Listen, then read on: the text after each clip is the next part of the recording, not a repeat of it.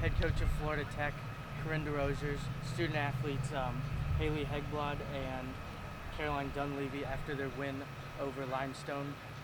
Coach, opening remarks about today's win? Give it to Limestone. They gave it to us. We kind of grabbed ourselves a good cushion. It was something that we set out to try to do in the first half. We got off to kind of a slow start, and then you saw us take the offense up a notch.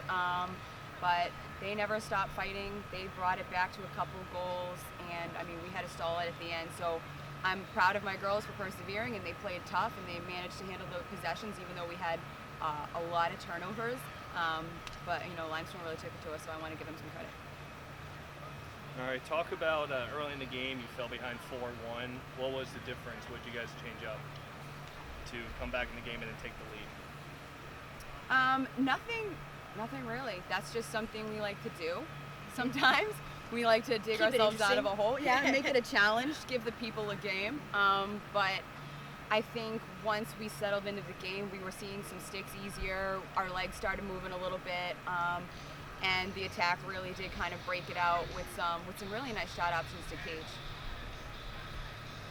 All right, talk about the play of the defense through most of the game. How they did fall behind early, but then you kind of shut them down for almost 30 minutes of the game. What were you guys planning in that? Sometimes we start a little cold. We don't talk to each other as much as we should. We are focused more on hitting each other or hitting the other team instead of making a good play. But once we started focusing in on what we needed to do and what defense we should be running all at the same time, not 7 people running their own thing, it started to really click and work well. Okay.